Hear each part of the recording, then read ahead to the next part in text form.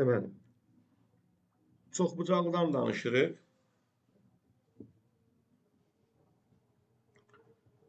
Çoxbucaqlar, ümumiyyətlə çoxbucaqlı belə tam riyazi tərif verməyə ehtiyac yoxdur. Çoxbucaqlı, məsələn, bu çoxbucaqlıdır. Məsələn, çoxbucaqlar iki yerə bölünür. Qabarıq və qabarıq olmayan çoxbucaqlılar. Məsələn, bu gördüyünüz qabarıq çoxbucaqlıdır. Amma məsələn, mən belə bir çoxbucaqlı çəksəm, bu qabarıq olmayandır. Başqa sözlə buna çökük çoxbucaqlı deyirlər. Bunu necə ayırırlar? Yəni, bunun üçün şəkil olsa baxanda görürük. Riyazi olaraq deyirlər ki, çoxbucaqlının hər hansısa bir tərəfini özündə saxlayan düz xətt çoxbucaqlını kəsmirsə, bu qabarıqdır. Məsələn, bunun hansı tərəfindən düz xətt keçirsəz, həmin düz xətt çoxbucaqlını kəsmir. Amma bunda məsələn, buradan keçirdiyimiz kəsməsə də, bu tərəfdən keçirdiyimiz düz xətt həmin çoxbucaqlını kəsir. Ona görə birinci şəkildə gördüyünüz çoxbucaqlı qabarıq, ikinci şəkildə gördüyünüz çoxbucaqlı isə qabarıq olmayan, yəni başqa sözlə çökük çoxbucaqlıdır. Bizim işimiz qabarıq çoxbucaqlılarladır. Yəni bizim çökük çoxbucaqlılarla heç bir işimiz olmayacaq. Qabarıq çoxbucaqlının ümumi şəkildə deyirlər qabarıq enbucaqlı. Qabarıq enbucaqlı, məsələn 5 bucaqlı, 3 bucaqlı, 4 bucaqlı, yəni tərəflərin sayına görə fiqur adlandırılır. İndi qabarıq enbucaqlının, bax, bunlar onun təpə nöqtələridir, yəqin ki bilirsiniz. Bunlar təpə nöqtədir. Bu təpə nöqtələri birləşdirən parçalara deyirik tərəf, yəni A, B, BC, bunlar həmin çoxbucaqlının tərəfləridir. Bu çoxbucaqlının tərəfləri arasında qalan bucaqlara o çoxbucaqlının daxili bucaqları deyirik. Hər bir təpədəki daxili bucağın qonşusuna isə həmin çoxbucaqlının xarici bucağı deyirik. Qabarıq enbucaqlının bir tərəfinə aid olmayan iki təpə nöqtəsini birləşdirən parçaya diaqonal deyirlər. Məsələn, A ilə C-ni birləşdirən parçanın adı diaqonaldır. Yəni, bir tərəfə aid olmayan iki təpə nöqtəni birləşdirən parçalara diaqonal deyilir. Bunlar hamısı diaqonallardır. Bu qara ilə çəkdiklərim bu çoxbucaqlının diaqonallarıdır. Qabarıq enbucaqlı. Xeyr, bala, sonsuz nətər təpələr sonsuzdur ki, diaqonalda sonsuz olsun. Yəni, bundan artıq çəkə bilmirəm, qutardı. Yəni, bu təpələri birləşdirirsə, təpən sonsuz deyilsə, diaqonal necə sonsuz ola bilər? Düzdür? Olmaz. Deməli, qabarıq enbucaqlının hər təpəsindən n-2 dənə diaqonal çıxır. Düzdür? Sizcə. Nə fikirləşirsiniz? n-3 vərəqə baxırsınız. Burada fikriniz olsun. Niyə n-3? Özündən özünə diaqonal çəkə bilmirsiniz. 2 dənə də qonşu təpəyə diaqonal çəkə bilmirsiniz. Ona görə hər təpədən n-3 sayda diaqonal çıxır. Hər təpədən. Yəni, fərqli yoxdur bu neçə bucaqlıdır. Hər təpəsindən n-3 sayda diaqonal çıxarda bilərik. Bütün diaqonalların sayı n dənə təpə var. Hərəsindən n-3 dənə diaqonal çıxır.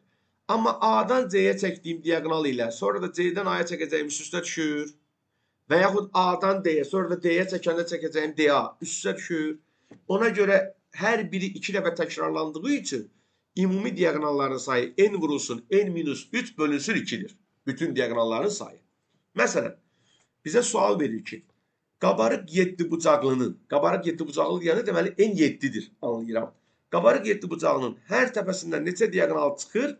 Olur 4. N çıx 3. Yəni 7 çıx 3, 4. Bəs yaxşı, qabarıq 7 bucaqlının neçə diaqonalı var desə, 7 vurulsun 7 çıx 3 böl 2.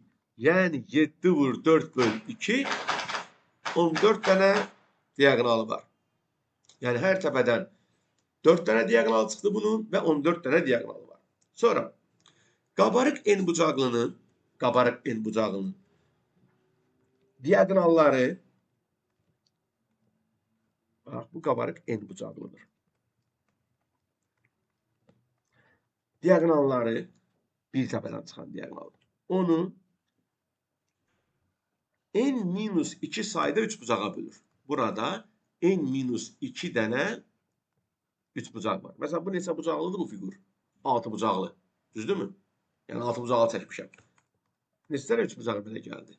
4 dənə. Yəni bir təpədən çıxan diagonallar onu n-2 dənə 3 bucağa bölür. Və 3 bucağın daxili bucaqlarının cəmi neçə idi? Onda belə çıxır ki, fikir verin. Bu 3 bucağın bucaqlarını toplayanda biz əslində 6 bucağının bucaqlarını toplamış olacaq. Düzdürmü? Yəni məsələn, bu, sonra bunlar, sonra bunun bucaqları. Bu bucaqları nəzərə alsaq, biz 6 bucaqlının bucaqlarını tapmış oluruq. Ona görə də qabarıq n bucaqlının daxili bucaqlarının cəmi 180 vurulsun n-2'dir. Qabarıq n bucaqlının daxili bucaqlarının cəmi 180 vurulsun n-2'dir. Məsələn, qabarıq 6 bucağının daxili bucaqlarının cəmini deyəndə 180 vurulsun 6 çıxılsın 2. Yəni 180 vurulsun 4 eləyir 720. Yəni 6 bucaqlının daxili bucaqlarının cəmi budur. Məsələn, qabarıq 4 bucaqlının daxili bucaqlarının cəmi onsuz da bilirsiniz ki 360'dır. Yəni gördüyünüz kimi düsturda da yerinə qoyanda çıxır. Dedi ki, hər bir təpədəki daxili bucağın qonşusuna 3 bucaqda olduğu üçün xarici bucaq deyirlər. İstənilən çox bucaqlının, istəyir 3 bucaq olsun, istəyir 4 bucaq, istəyir 6 bucaq olsun, xarici bucaqlarının cəmi həmişə 360'dır. Bütün çox bucaqlıların xarici bucaqlarının cəmi 360 dərəcədir. Bu belə. Bu aydın oldu bu deyilənlər. Sonra düzgün çox bucaqlı. Düzgün çox bucaqlı nəyə deyir? Bütün tərəfləri və bucaqları bərabər olan çox bucaqlılara düzgün çox bucaqlılar deyirlər. Bütün tərəfləri və bucaqları bərabər olan çox bucaqlılara düzgün çox bucaqlı deyirlər. Məsələn, bərabər tərəfli üç bucağa baxın. Tərəfləri də bərabərdir, bucaqları da. Bu düzgün üç bucaq adlanır. Yəni düzgün üç bucaq deyəndə sırf bərabər tərəfli üç bucaq nəzərdə tutulur. Çünki bütün tərəfləri və bütün bucaqları bərabər olan çox bucaqlıdır. Düzgün dörd bucaqlı dedikdə kvadrat nəzərdə tutulur. Çünki bütün tərəfləri və bütün bucaqları bərabərdir. Yəni düzgün çox bucaqlı dedikdə bütün tərəfləri və bütün bucaqları bərabər olan çox bucaqlı nəzərdə tutulur. Madam ki düzgün çox bucaqlının bütün bucaqları bir-birinə bərabərdir, onda düzgün çox bucaqlının hər bir daxili bucağı 180 vurulsun n-2 böl n olur. Cəmi 180 vurulsun n-2 deyildi. Hamısı da bir-birinə bərabərsə, məsələn, 3 bucağın daxili bucağın cəmi neçədir? 180. Düzgün 3 bucaqda hər biri 60'dır. Çünki 180'i biz 3'ə bölürük. Kvadrat düzgün 4 bucaqlıdır. Daxili bucağın cəmi 360'dır. 4 yerə böləndə hərəsində 90 dərəcə düşür. Yəni düzgün çox bucaqlının hər bir daxili bucağı 180 vurulsun n-2 böl n olur. Hər bir xarici bucağı isə 360 böl n olur. Məsələn, bərabər tərəfli üç bucağın hər bir xarici bucağı neçədir? 120'dir. Çünki 60'ın qonşusu 120'dir. Düzgün 4 bucaqlı olan kvadratın hər bir xarici bucağı neçədir? 90'dır. Yəni düzgün çox bucaqların hər bir daxili bucağı 180 vurulsun n-2 böl n, hər bir xarici bucaq isə 360 böl n-dən hesablanır. Qeyd edeyim ki, hər bir təpədəki daxili və xarici bucaq qonşudur. Bunu unutmayın. Yəni daxili və xarici bucağın cəmi 180 dərəcədir. Məsələn, bizə belə bir sual verir. Deyir ki, düzgün 12 bucaqlının hər bir daxili bucağı neçə dərəcə olar? Düzgün 12 bucaqlının hər bir daxili bucağı neçə dərəcə olar? Bunu nətər taparam? 180 vurulsun 12 çıx 2 böl 12. Yəni 180 vur 10 böl 12. O da eləyər 150 dərəcə. Düzdür? Amma daha qısa hesablaya bilərdiniz. Bunun hər bir daxili bucağını tapmaq istəyirəm. Hər bir xarici bucağı neçə dərəcə olacaq? 30. Daxili bucağı da xarici bucağa qonşu olduğu üçün neçə olacaq? 150. Daha rahat oldu da böyük bir hesablama getmədi. 360'ı böldüm 12'ye. Bildim ki hər bir xarici bucağı 30'dur. 180'den de 30'u çıxaraq bildim ki hər bir daxili bucağı 150 dərəcədir. Dedik ki düzgün çoxbucağının bütün tərəfləri və bütün bucaqları bərabərdir. Ona görə də onun perimetri n vur a-dır. N burada tərəfin sayı, a isə tərəfin uzunluğunu göstərir. Məsələn, tərəfi 7 santimetr olan düzgün 12 bucağının perimetrini tapanda 7 vur 12 84. Yəni tərəfi 7 santimetr olan düzgün 12 bucağının perimetri 7 vur 12 84 santimetr. Aydın mı? Bu olur belə. Düzgün çoxbucaqların daxilinə və xaricindəki biçəvləri ayrıca olaraq qeyd edəcəm. Düzgün 6 bucaqdan danışım. Düzgün 3 bucaq bərabər tərəfli 3 bucaqdır. Bunu bilirik onsuz da. Düzgün 4 bucaqlı kvadratdır. Ondan da indi danışacağım onsuz da. Bir dənə düzgün 6 bucaqlını da vurğulayım. Deməli düzgün 6 bucaqlı bütün tərəfləri bərabər olan və təbii ki bütün bucaqları da bərabər olan bu 6 bucaqlı adlanır düzgün 6 bucaqlı. Burada bizə maraqlı olan məqamlar var. Bunun iki fərqli uzunluqda diaqonalı var. Bax, bir təpədən bir çəkilmiş diaqonallar. Bu narıncı xəttlə çəkdiyim diaqonallar bunun kiçik diaqonallarıdır. Bu D kiçik yazıram. Bu kiçik diaqonalların uzunluğu tərəf vur kök 3'ə bərabərdir. Bir də bunun böyük diaqonalları var. İki təpədən bir birləşdirdiyim diaqonallardır. Bunlar onun böyük diaqonallarıdır. Bu diaqonalların uzunluğu isə 2A-ya bərabər olur. Yəni burada bütün diaqonalları çəkmişəm. Çəkilə biləcək başqa bir diaqonal yoxdur və iki müxtəlif uzunluqda diaqonal var. Bir, belə lower dildə izah eləsəm, bir təpəni ötürüb birləşdirdiyim diaqonallardır. Narıncı xəttlə göstərdiyim. Bir də bənövşəyi xəttlə göstərdiyim bunun böyük diaqonallarıdır. Kiçik diaqonalın uzunluğu tərəfi A-dırsa olur A kök 3. Böyük diaqonalın uzunluğu tərəf A olduqda olur 2A. Məsələn, düzgün 6 bucağının tərəfi 6 santimetr isə kiçik diaqonalı 6 kök 3. Böyük diaqonalı isə 12 santimetr olacaqdır. Təbii ki bu düzgün 6 bucaqlı olduğu üçün perimetri də 6A-dır. Bunları da bilək. Radius məsələlərinə gələn dəfə toxunacağım. İndi davam edək biz.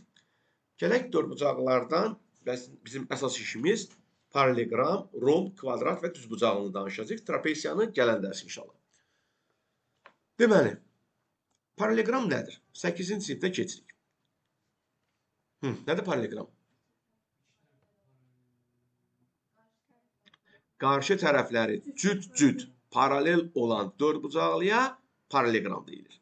Qarşı tərəfləri cüt-cüt paralel olur. Yəni, AB tərəfi ilə CD tərəfi, AD tərəfi ilə BC tərəfi paralel olur. Bu, bunun tərifidir. Yəni, qarşı tərəfləri cüt-cüt paralel olan dördbucaqlıların adına parallelogram deyilir. Paralelogramın xassələri. Paralelogramın hansı xassələri var? Birincisi, paralelogramın qarşı tərəfləri və qarşı bucaqları bərabər olur. Yəni, bu tərəflə bu tərəfin uzunluğu, bu tərəflə də bu tərəfin uzunluğu bir-birinə bərabərdir. AB ilə CD eyni uzunluqda olur, AD ilə BC. Yəni, qarşı tərəfləri bir-birinə bərabər olur. Həmçinin qarşı bucaqları A bucağı ilə C bucağı bir-birinə bərabər olur. B bucağı ilə D bucağı bir-birinə bərabər olur. Qarşı tərəfləri və qarşı bucaqları bərabər olur. Bunu anladınızda nə demək istəyirəm? Şair başa düşdü nə deyirəm? Burada AB 6 CD neçədir? O da 6'dır. BC 10'dursa AD neçədir? 10'dur. A bucağı 20 ise C neçədir? Bəs yaxşı, B bucağı neçədir? 160. Bunu demədim.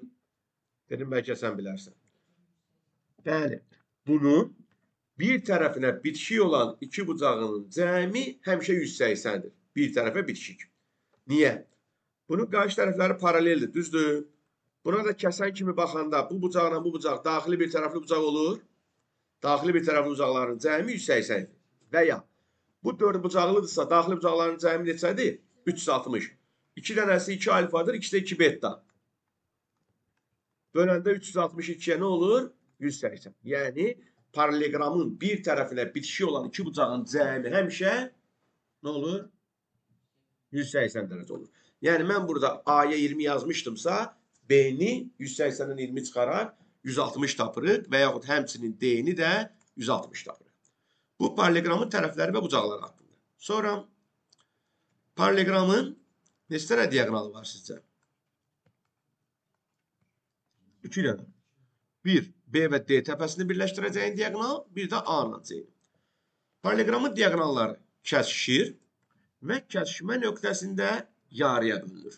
Yəni, AO BO-ya, daha doğrusu OC-yə, BO da OD-yə bərabər. Yəni, bu parça ilə bu parçanın, bu parça ilə bu parçanın uzunluqları bərabərdir. Yəni, məsələn, AC diaqonalı 12 cm-dirsə, AO da, OC də 6-dır.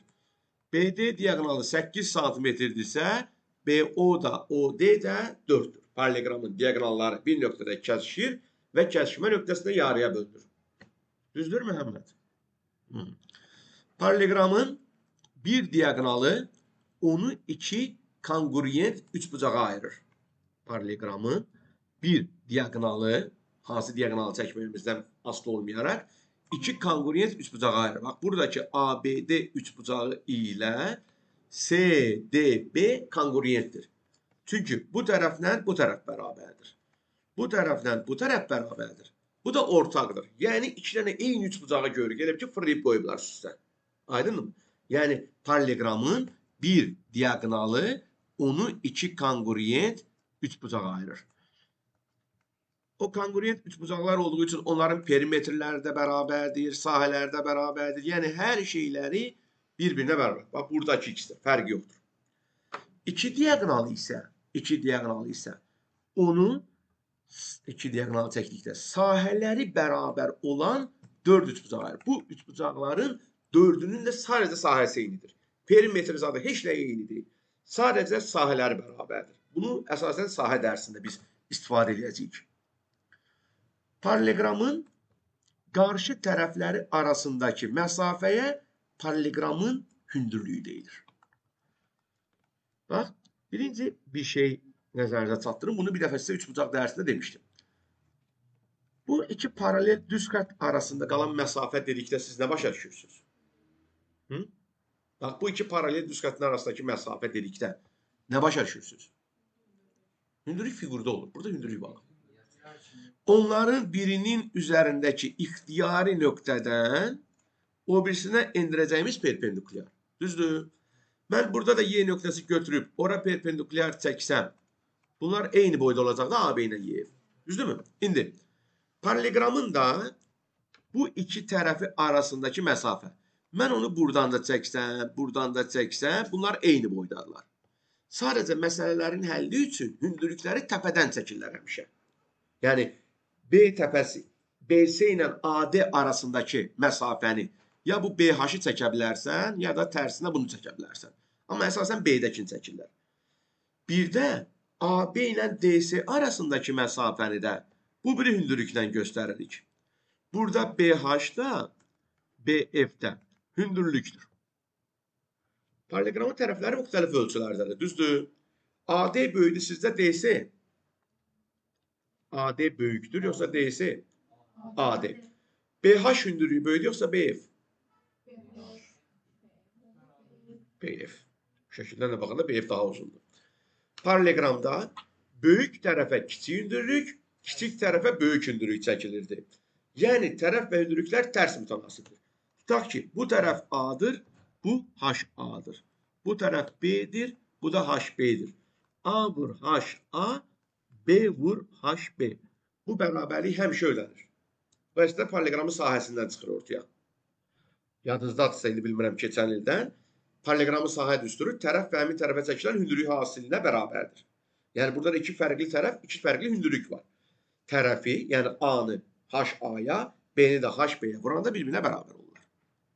Yəni, paralleqramda kiçik tərəfə böyük hündürlük, böyük tərəfə kiçik hündürlük olur. Bu üç bucaqda da elədir. Üç bucaqda da kiçik tərəfə böyük hündürlük, böyük tərəfə kiçik hündürlük çəkilir. Paralleqramda məsələn, belə bir misal verirəm. Deyir, ABCD paralleqramında AB 7 cm, AD 12 cm-dir.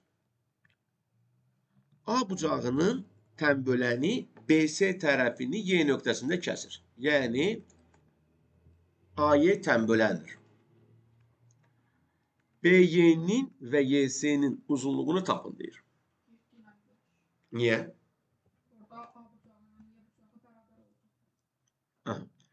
Bəli, tənbölən bucağı yarı böldü. Paralelogramın qarşı tərəfləri paralel olduğu üçün bu bucaqla adını deyim, YAD bucağı ilə YAD bu bucaq. AYB bucağı çarpaz bucaqlardır. İki paralel düz xətti, üçüncü ilə kəsdikdə alınan çarpaz bucaqlar görürsünüz siz orada. Ona görə bu bucaqlar bərabərdir. İndi AB'ye 3 bucağına baxsaz, AB'ye 3 bucağı necə 3 bucaqdır? Bəli, iki bucağı bərabərsə bu bərabər yanlıdır. Ona görə bura ilə bura bərabərdir. Olur bura 7. Mən bura 12 demişdimsə, əslində burada 12 demiş olmuşam. Onda 12-dən də 7-ni çıxanda YS neçə oldu? 5. Aydın oldu. Yəni bu tənbölənin orada nə kimi bir əhəmiyyəti var, bunu görməlisiniz. Gələk romba. Romb nədir? Romb bütün tərəfləri bərabər olan paralelogramdır. Yəni paralelogramın xüsusi bir növüdür. Bütün tərəfləri bərabər olan paralelograma romb deyilir.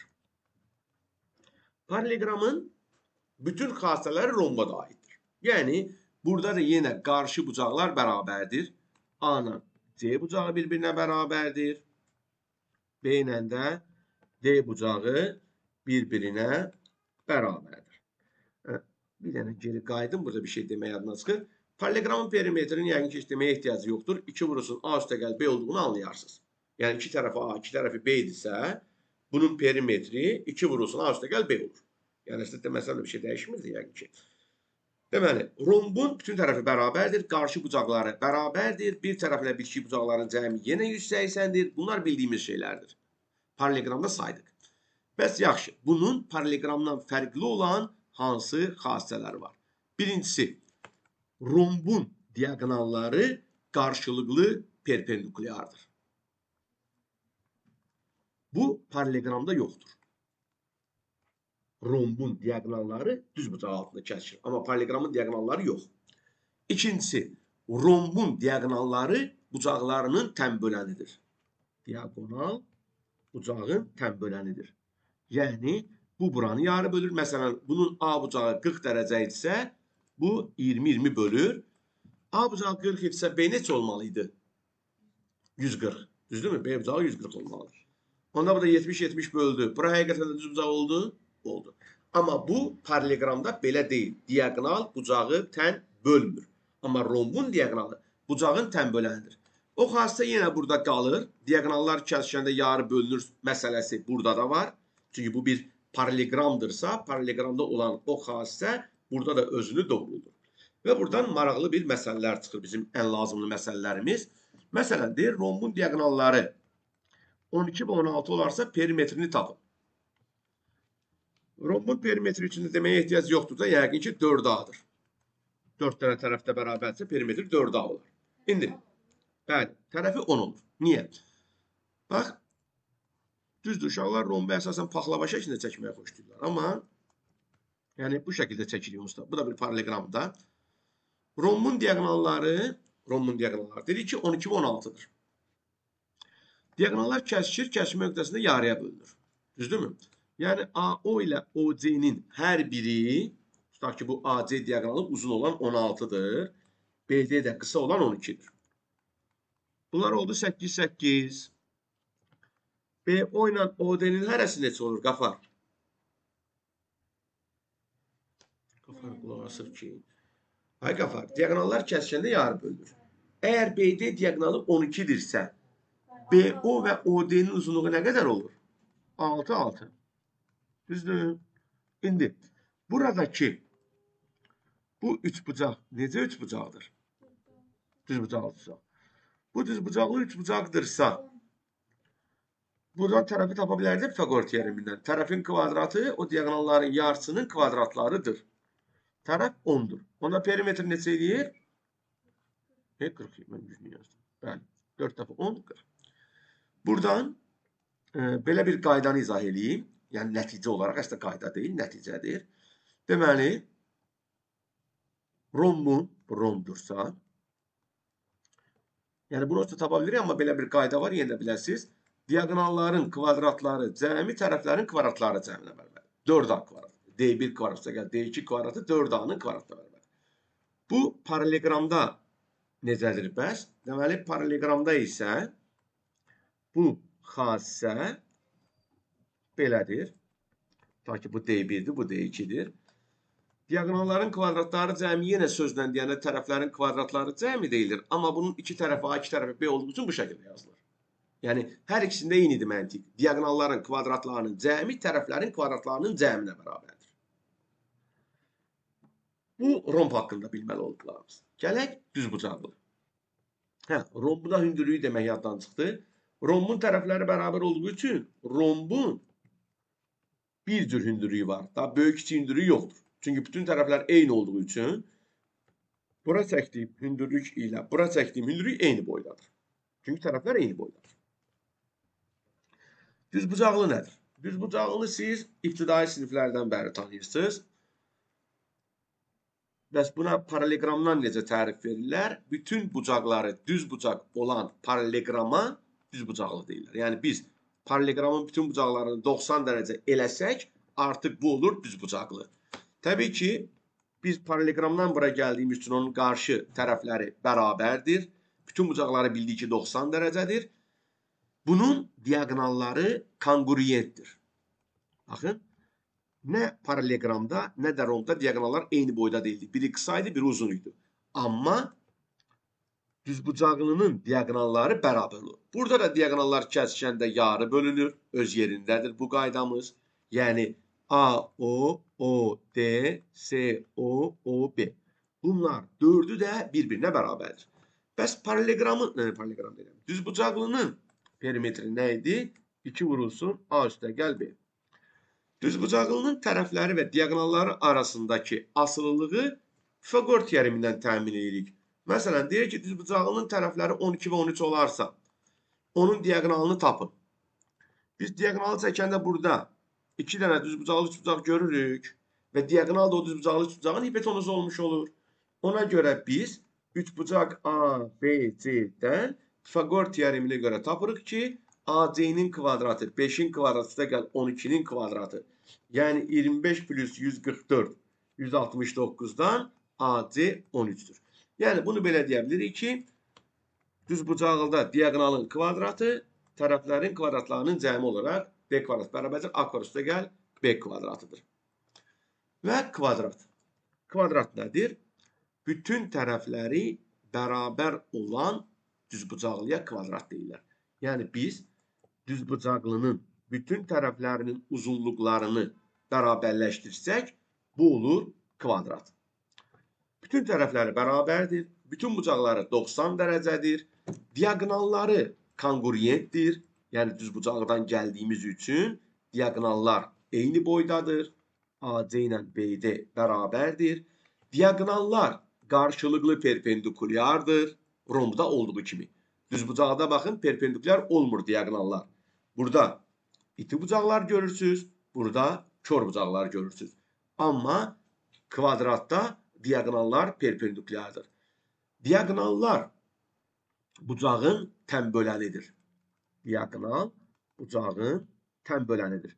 Onda bu bucağı 90 dərəcə olduğunu nəzərə alsaq, bura neçə olur? 45. Yəni bu dəyişmir, həmişə sabitdir. Çünki kvadratın bucağı 90 dərəcədir. Diagonal da onu tən bölürsə, kvadratın tərəfi ilə diagonal arasında qalan bucaq neçə dərəcə olur Məhəmməd?